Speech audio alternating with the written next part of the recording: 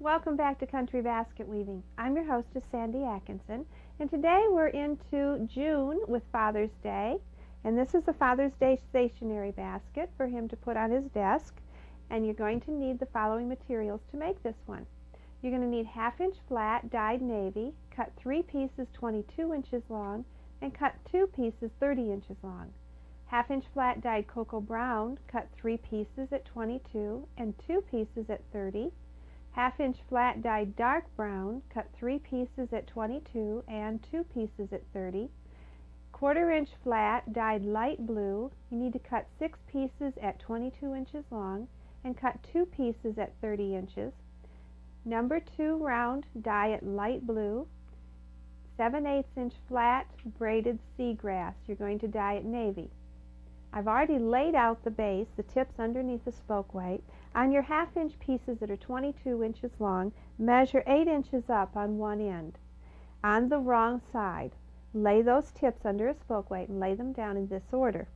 I have first a 1/2 inch cocoa brown, and then a 1/4 inch light blue, then 1/2 inch navy, and another 1/4 inch, and a 1/2 inch dark brown, and then next to it a 1/2 inch cocoa brown, and then a 1/4 inch piece, and then a navy, and we're starting the pattern again, then another 1/4 inch, and then a cocoa brown, a dark brown, the light blue 1/4 inch piece, the navy piece, light blue, and then ending up with a cocoa brown.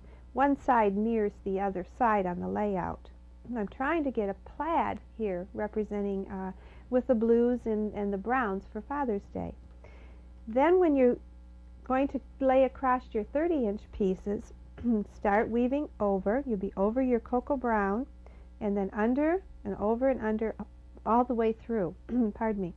Then a 1/4 inch piece in your light blue, and then a navy is woven in, cocoa brown again, dark brown, 1/4 inch light blue, and then a navy, and we're going to end with our cocoa brown. And that's going to just weave under first, over and under, all the way across the pattern. I did mark my centers on these long, on these 30 inch pieces so that I can line up my centers here.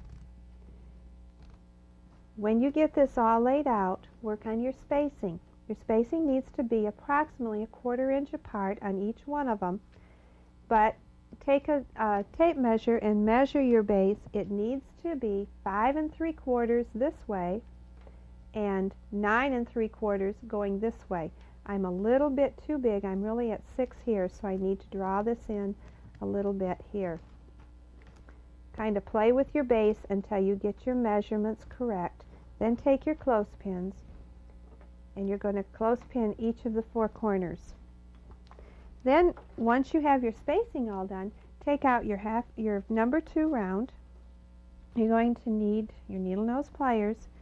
We're going to crimp a piece again to break down those fibers.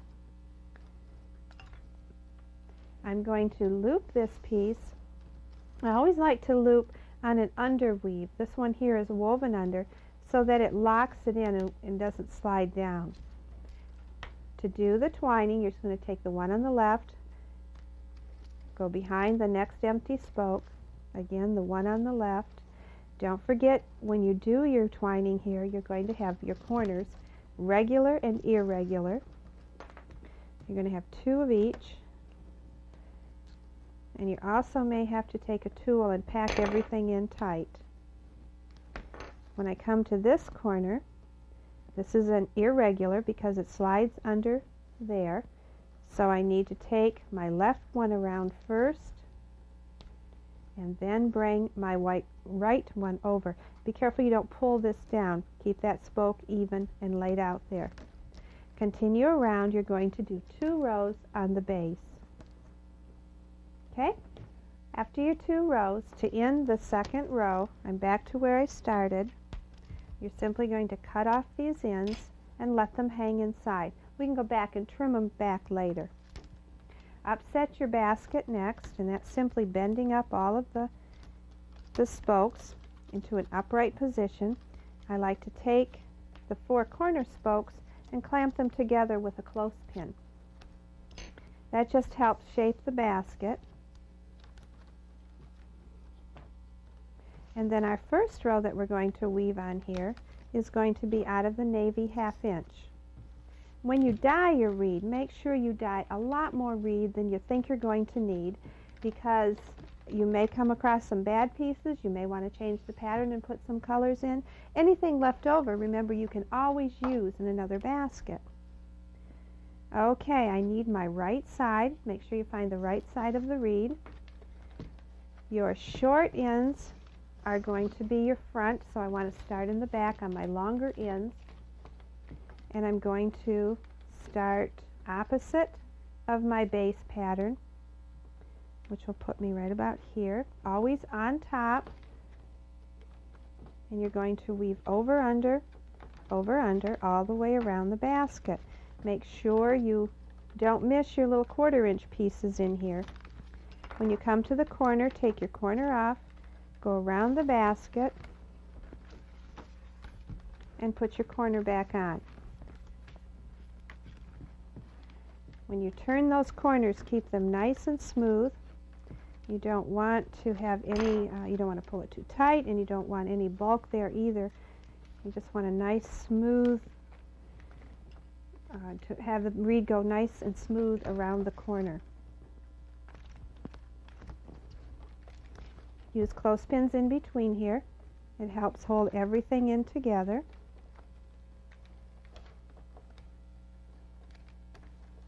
Again, I'm at a corner. I'm watching my corner as I go around to keep it nice and smooth. Not too tight, not too loose. When I'm back to where I started from, I'm going to overlap 4 and hide the end behind the 4th spoke. Okay? Now we're going to start our twining. Once you have that first row of navy done, then take 3 lengths of your number 2 round, and we're going to triple twine on this basket. I've used a lot of triple twine in the baskets in this series. It's such a pretty weave.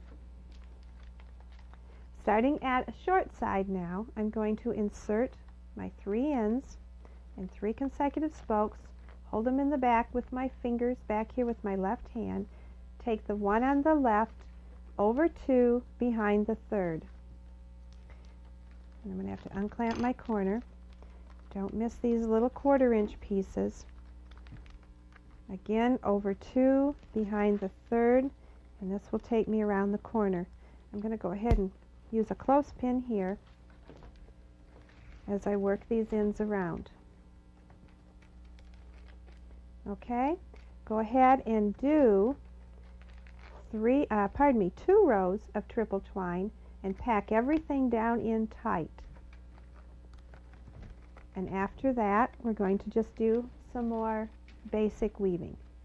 After I've done my navy, my 2 rows of triple twine here, I put in a row of the dark brown and then the cocoa brown, and then 2 more rows of the triple twine in the blue, and then I did a navy row here and another row of triple twine. Now I need to start building up the back of the basket. I'm going to start first with my dark brown. The short ends here, the 8-inch ends, those are the front of the basket, so my longer ends are in the back, starting over here on the left side. I'm going to take a piece of my 1/2 inch dyed the cocoa brown, or the dark brown, pardon me, and I'm going to put a bend on it, a fold on it for about 3 inches, which is plenty. I'm going to come up here, and the first one at the corner, here's my corner piece, this is the front, and this one is the first side piece. Loop that over that side piece, go behind the 1/4 inch,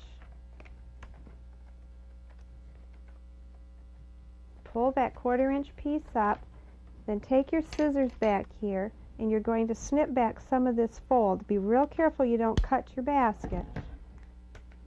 And cut that out. Then that end is going to be hidden, and continue to weave it over and under. Put a clothespin on it to hold that little 1/4 inch piece up. And I'm going to weave this over and under to the other side. I need to pick it up here so I can see what I'm doing. Use the clothespins as you work your way across.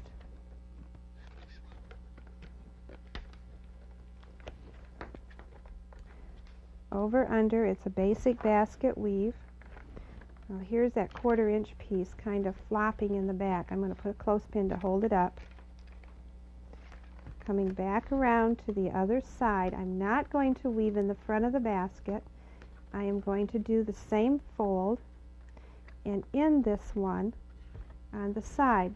Here I am at the side. I'm going to bring this piece behind, put a fold on it right even with the edge, bring it back, and you can see how I'm going to be tucking under my 3rd piece, which is another 1/2 inch piece. Careful I don't cut the basket, and tuck that in under there. And let's put a clothespin on it to hold it until we get the next row done. Now go back to the left side again, and we're going to, again, using our cocoa brown 1/2 inch piece, we're going to loop it over our 1/4 inch piece, go behind the next 1/2 inch piece, pack everything down in tight, and it's going to be a little bit bulky here because you have 2 thicknesses of the reed. And come in here and cut this back so that end will hide, and then I'm just going to continue on weaving. Make sure everything lines up. I need to butt this up to the next row, and then I'm going to put a clamp on it to hold it in there. It needs to be in a little tighter. Go ahead and weave this row all the way around to the other side and end it the same way we did the first row. Once you have that second side hooked in there and ended there on the short side, take 3 lengths of your number 2 round reed, and we're going to triple twine, inserting them behind 3 spokes again, always taking that far left weaver and taking it over 2 behind 3. And when we come to this corner here, where we've made our corner turns, I'm trying to pack everything down in tight, then we're going to just continue on and follow like a step right down until we come. I want you to twine this across here and follow right around. So you're going to do 2 more rows this way, following all the way around the basket, the triple twine. Now that I have finished my 2 sets of turns here, I did 1 set here, and then I did another set back 2 spokes, so I shorted it a spoke each time I turned. I did a navy row and then a dark brown row, and I did 2 rows of triple twine, and then up here at the top I want you to do 3 rows of triple twine. Now we need to put in a couple of short rows again in the back that we can tuck over. So I'm going to start those over here, and I'm going to be on top of my 1/4 inch piece here behind the next spoke, and just weave this piece all the way across to the other side, and we're going to end it in the same spot. Now we can quickly weave this over under. This is just a row so that I can build up the back a little bit taller and give me something to tuck over to. And here I'm at the other side, and I'm going to end this row right here at the corner before I go into the front. I want 1 more row in. It's easier for me to weave from the left over to the right, so I'll go back to the left side and again weave in this second row.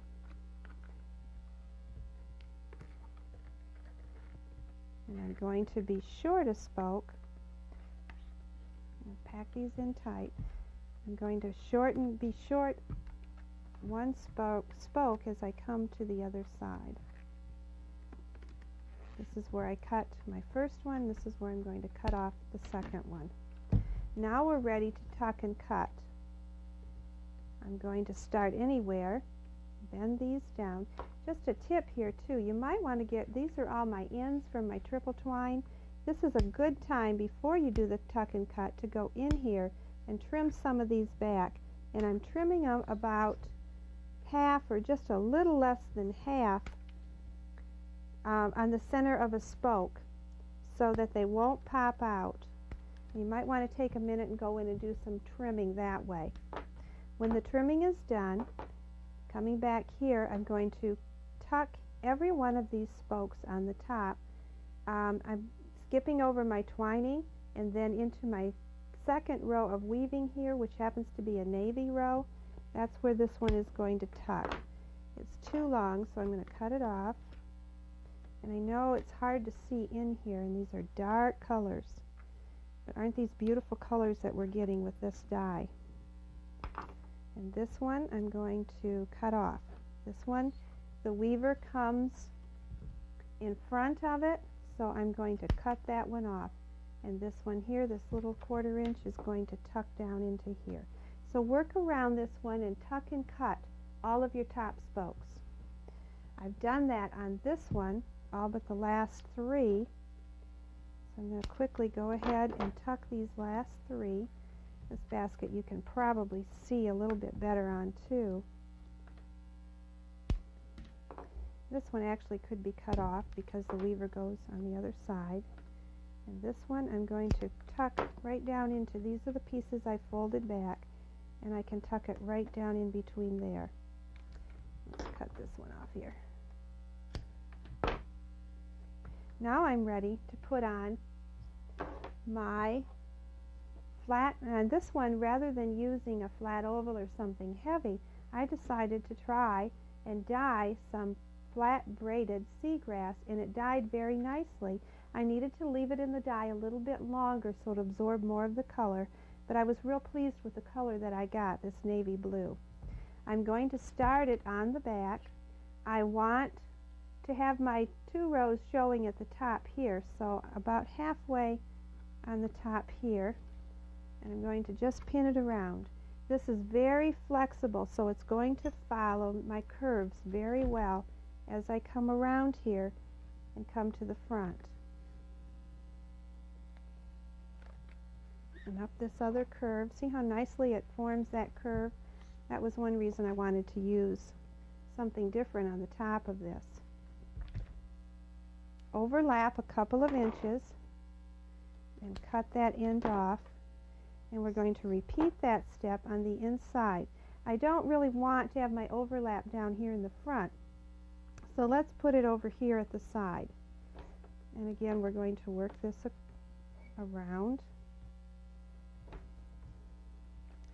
following the same steps and patterns that my front one went. This is on the inside now.